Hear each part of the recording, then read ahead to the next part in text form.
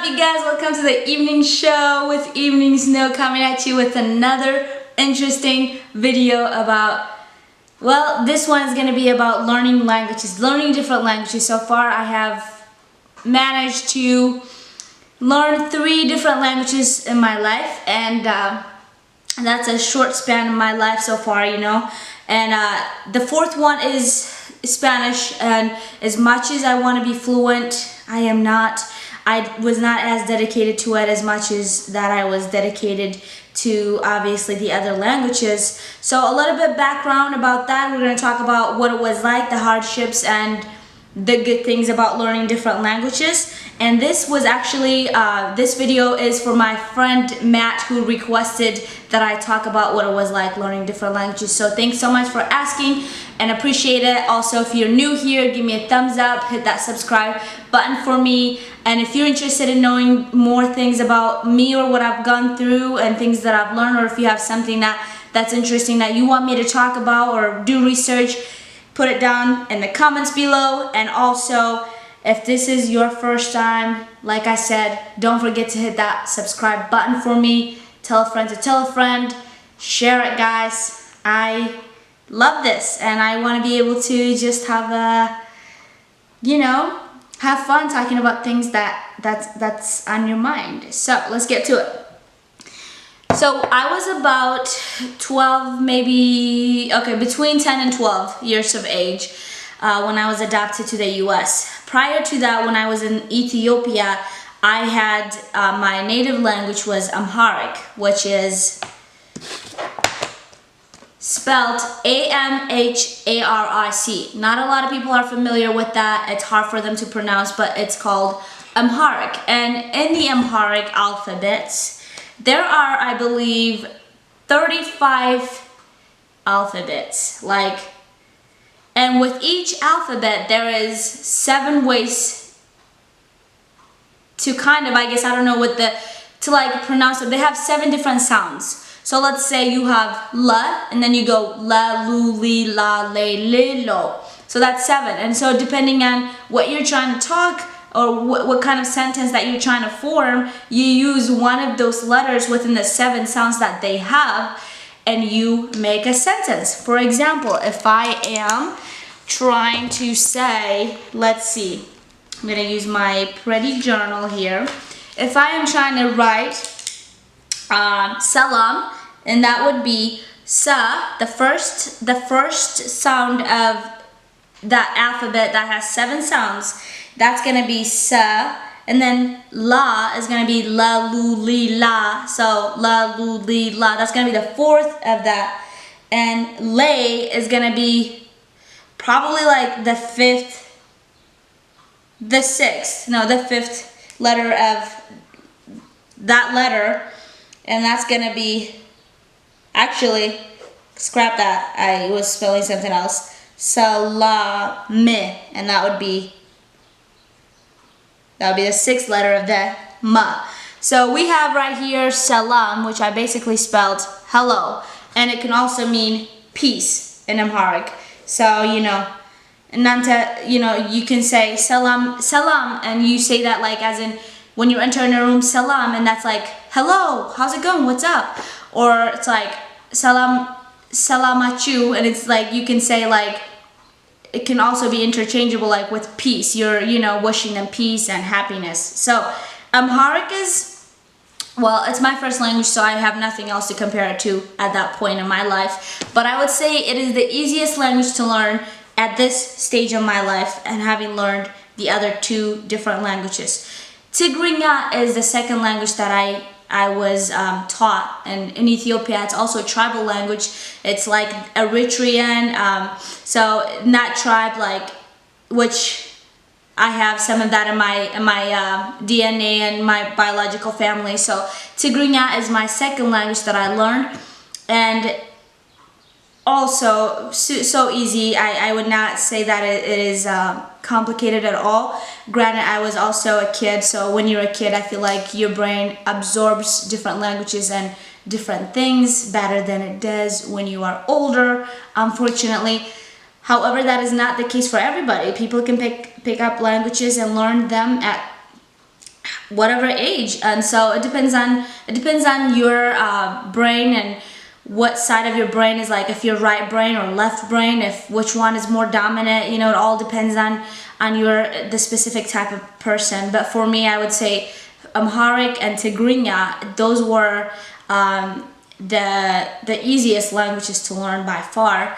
And then coming to the US, having learned all of these different languages, and well, different, you know, like we have different dialects, and just you talk to different group of people. And what I'm trying to say is, when I came to America, it was extremely hard for me to start again and learn a complete different language. It wasn't hard, like, oh, I just like had a hard time to learn it, but it was a hard time. The process was hard because I was already probably in 6th grade when I left Ethiopia. So I was already a big kid at that point. You know, had my own, my brain had already adapted what was normal to me. So coming here to the US, and then being like, I was adopted into a wonderful family. I was number 8, so like, and let's see, you know, I had a lot of siblings, and I was the 3rd person to be adopted from Ethiopia. My other 2 siblings were young, so they didn't remember Amharic very well.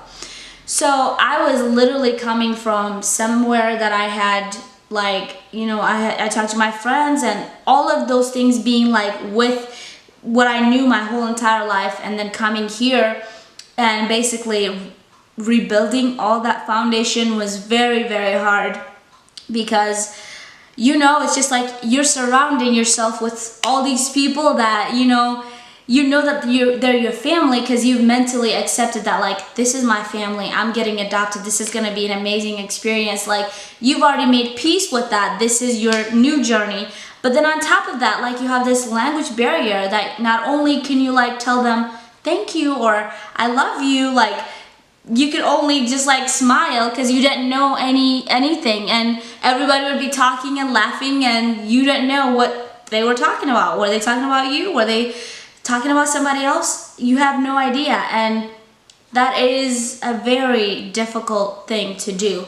My mom said that within a month, I had been already like speaking English. I mean, granted, like, not like obviously like to someone who was born here at my age would be speaking, but within a month. And I think that has a lot to do with being surrounded with people that spoke it.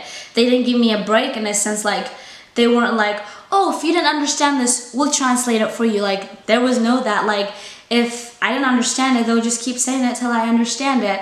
And I remember my mom would like use sign languages, and she would use her hand to make more sense, which was fun, because like when I started actually speaking English, it was a habit that she kept doing it, and she would, you know, we would be like, Mom, you don't have to talk like that anymore. But it was a sweet journey that they did it with me, but in a sense that I was doing it alone, in a sense that I didn't have anybody else to be like, wow, this is kind of hard. I knew, you know, I would think my thoughts would be in Amharic, my first language. I would sing in Amharic, I would write in Amharic. I actually have a journal, and in that language, and I would pray in Amharic. English didn't exist to me. It was just like, ironically, in Ethiopia, like the very, you know, little amount of exposure that I had to English happened to be through movies and shows that I watched, and the things that I did pick up were swear words. So I remember one time like saying a swear word to my brother. We were outside because I didn't understand anything that was going on. I was like, and I said a swear word, not knowing that it was actually a bad thing or like I had no clue. I just knew that people said that a lot, so I'm just gonna say that must mean something. And I remember my brother being like, you can't say that. And I was like, I don't get this. I do not get this. But my brain is very absorbent, if that's even a word, to languages. My brain is formed in that sense that like I do thrive in that like I think that if I do dedicate myself to learning another language, I am able to do that just because my brain has been like, it's a sponge. If I like just put myself there, I can. But I can say that English sucks. English is by far, out of all 3 languages, it is the hardest. Amharic, my first language, is similar to Spanish. So when I started learning Spanish, I was like, I could do this. Like, I can start speaking, because the way that things were, they would, like, the Spanish language, it's formed in a way that is basic and easy to understand, and it does not make you want to just destroy your brain. Because, like, if I want to say I'm hungry in Amharic, my first language, I would say Ene Rabing, which is like simple. Like if I spell it, Ene Rabing, Ene, like there's no past participle, helping verbs, and oh, you gotta use conjunction, and then you gotta make sure like all these, propositional phrases, and no. That is what's beautiful about Amharic and Spanish. In Spanish, they, like, from what I know and what I've learned, which was like a year of studying, it's just basic. Like, the car is green.